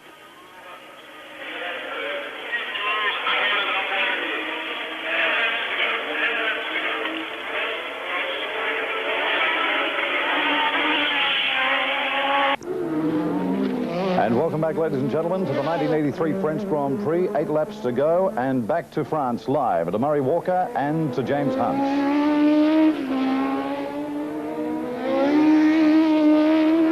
Now the race leader, Alain Prost, as we look at Nelson Piquet in second position, is on his 46th lap out of 54. On this now bitterly cold day at Paul-Ricard, Nelson Piquet completes his 45th lap. There's Alain Prost, that's Eddie Cheever. The gap between Piquet and Cheever has been reduced slightly to just over 8 seconds, and that is René Arnoux, who is in 9th position behind, in 7th position, behind Jacques Lafitte and Keke Rosberg. Lap 46 in the French Grand Prix. There is the second place man, Nelson Piquet. Ahead of him by over 20 seconds, Alain Prost in 3rd position in the Renault Cheever. In 4th position in the Ferrari, Tombe. In 5th position is Keke Rosberg. In 6th position, Jacques Lafitte. And as you see, the 5th and 6th position men have been lapped by Alain Prost, the race leader. They're going down the Mistral Straight, the longest straight in Grand Prix racing, and Alain Prost is exiting the right-hander there. It's a very flat circuit. He comes up to the left at La Tour. He comes up to the right at Pont, which is one of the second gear corners on this circuit. Beautifully, crisply. The Renault team are not even bothering to give him a signal as he goes through. And Nelson Piquet now approaches Pont, the right-hander. But it's a race which has become static in terms of the lead 6th position. Niki Lauda, who was leading the World Championship, is out of the race. The gap now is 28 seconds between Prost and Piquet. The gap between Piquet and Cheever is significantly decreasing. The gap between Cheever and Piquet is decreasing. It is down now to about 6 seconds. It is shown there as being 7 seconds. You're looking at Prost. Now, are we going to see Piquet and Cheever? Because now the interest is not so much whether Prost will win. There is the race leader on his 47th lap, but can it become a Renault 1 and 2 as it was last year, with Arnoux and Prost finishing second and first? And this race, will Prost win, but will Cheever be second? Yes, absolutely, Murray. They are, if the gap keeps coming down at roughly the same rate it has done the last couple of laps, Cheever is pretty much on schedule to catch Nelson Piquet right at the end of the race. So we may at last have a good battle just to liven things up at the finish.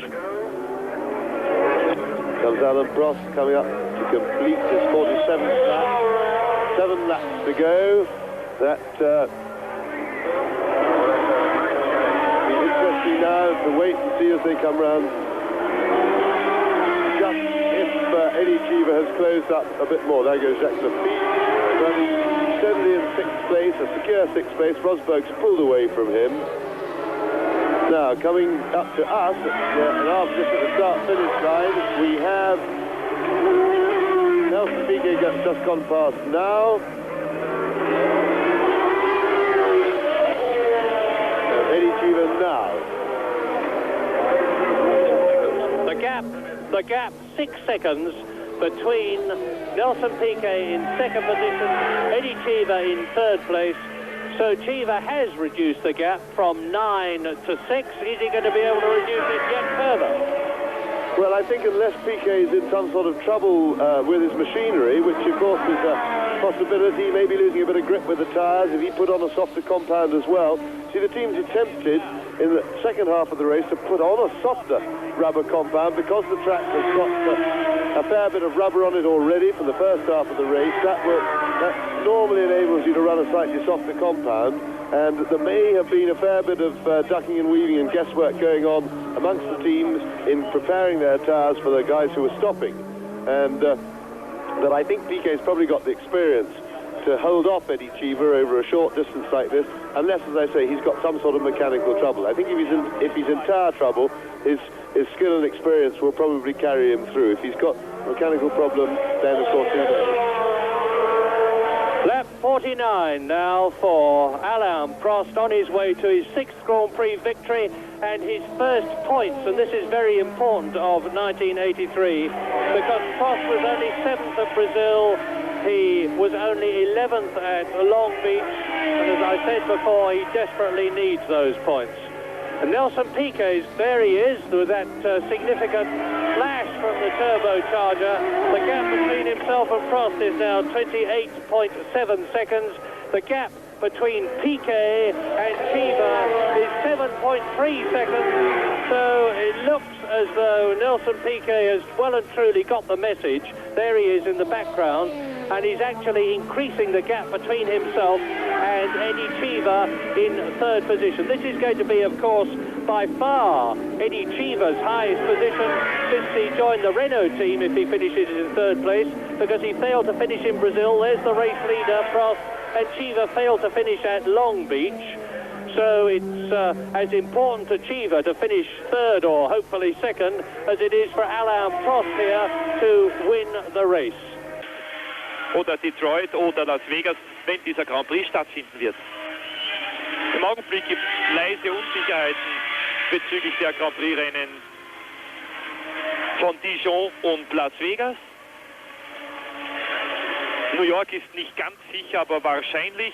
Möglicherweise würde der Saisonabschluss Grand Prix in Kialami, Südafrika, um 3 Wochen vorverlegt werden.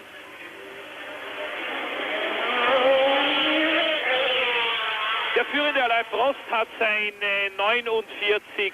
Runde begonnen, hat also nur noch 5 Runden bis zur Zielflagge im Grand Prix von Frankreich.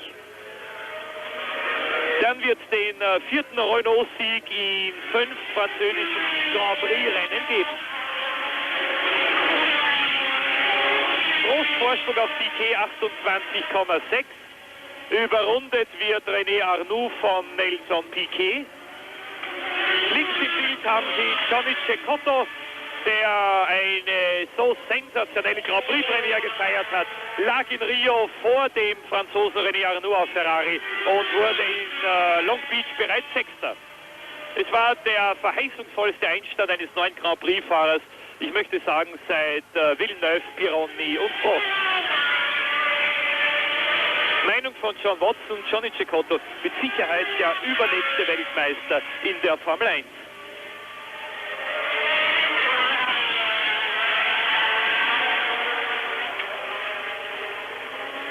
Ehemalige Weltmeister gibt es natürlich auch heute, Le Castellet.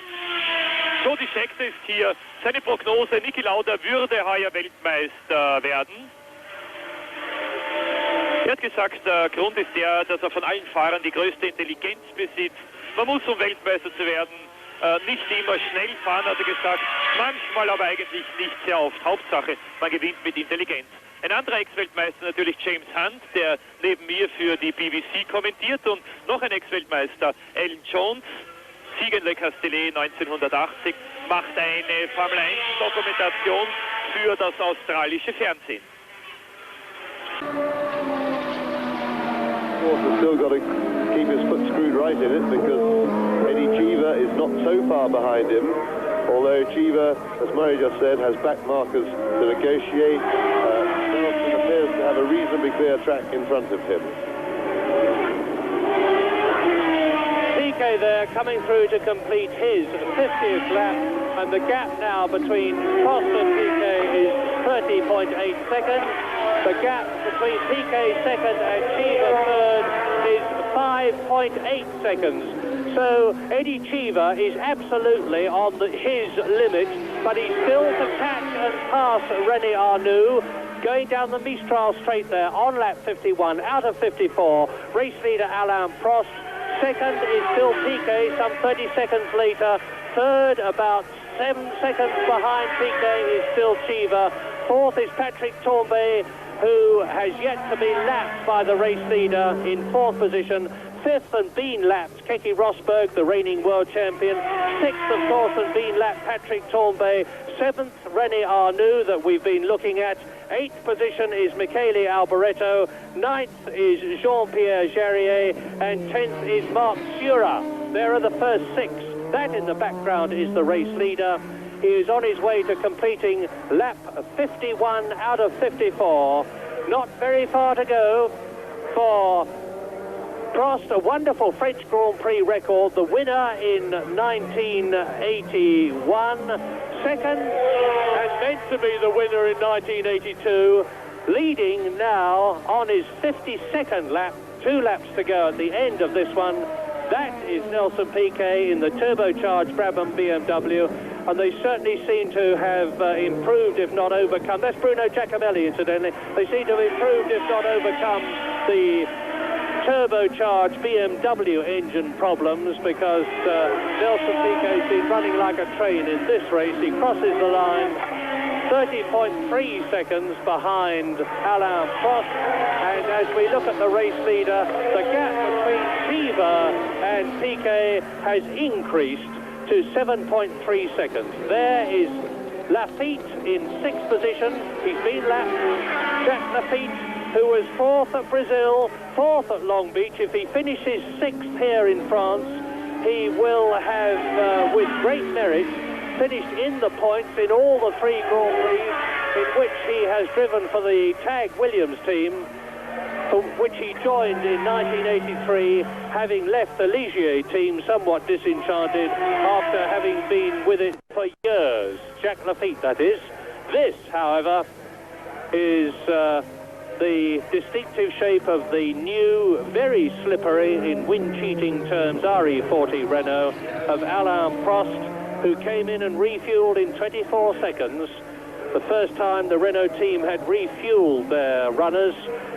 Cheever took 17 seconds, and Prost took 7 seconds longer. He came in after his teammate. Now, as if to signify approval of what is happening, the sun is actually coming out for a short while, although we hope for a long while. It's very chilly here, to shine down on the circuit, to throw a weak and watery shadow on Alain Prost, who is on lap 53 out of 54, on his way to his second French Grand Prix win in 3 years, sandwiching his second place in 1982. Looking good. The tires look good, and so they should, of course, because he's on perhaps softer rubber than he started the race.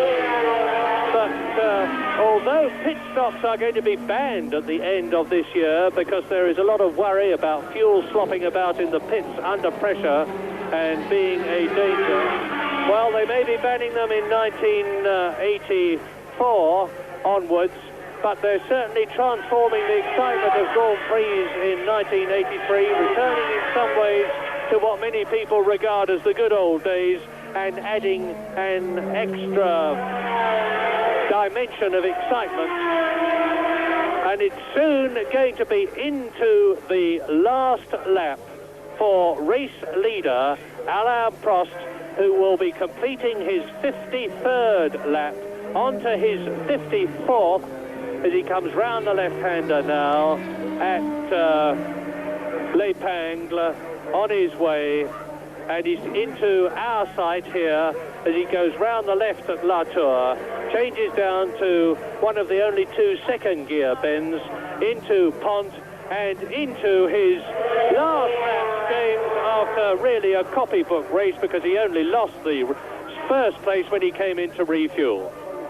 Yes, as you say, a copybook race by Alain Prost. Renault prepare very carefully for the French Grand Prix. They, of course, and Michelin do a lot of their testing here at Circuit Paul-Ricard, and this, of course, gives them an advantage. They're at home. But today, Alain Prost, who is universally recognised throughout the business as being one of the very top men, today, for the first time, he had a look to me a little bit like a world champion. The Renault team are getting their act together after the season last year, and Prost picking up 9 points so long as he stands up for the rest of this lap. Here he comes, he's only got half a lap to go now, and quite honestly, as I said before, there's a little bit of a world champion material look to me about this particularly dominant performance, and more particularly in the second half of the race when he really just streaked away from the opposition. Alain Prost then indeed coming through to win the second French Grand Prix in his career in the last 3 years, and as I said, second last year, a quite incredible achievement. And the flags are really going to be waving here at the Paul-Ricard circuit when the Frenchman crosses the line, because the French crowd are going to also be welcoming home Eddie Cheever in third position. But now there is Prost. He's within sight now of the checkered flag, down to La Pont for the 54th and last time. The checkered flag is ready, and Alain Prost waves both hands in joy and delirious excitement as he crosses the line. There is Nelson Piquet, who won at Brazil, and he's coming through in second place, not having finished at Long Beach. So it's going to make a very interesting situation as far as the World Championship is concerned, assuming that Nelson Piquet finishes in this second position, and he hat. So, Keke Rosberg darf sich über den 5. Platz und 2 weitere Weltmeisterschaftspunkte freuen. Nelson Piquet natürlich über seinen heutigen 2. Platz und die Führung in der Weltmeisterschaft. Lafitte im Ziel. Arnoux hat es also nicht mehr geschafft, Lafitte zu verdrängen. Und hier haben sie auch Eddie Cheever. Das ist also der Sieger von heute, Alain Prost. 6. Grand Prix-Sieg in seiner Karriere. In der Weltmeisterschaft schaut es also jetzt so aus.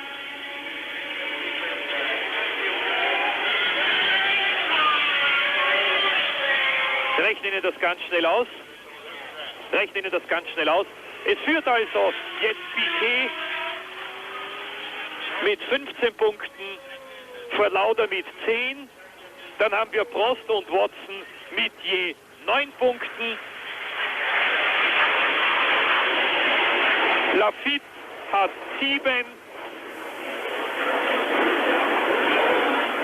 Tambay hat 5. Cheever hat 4, Rosberg hat 2.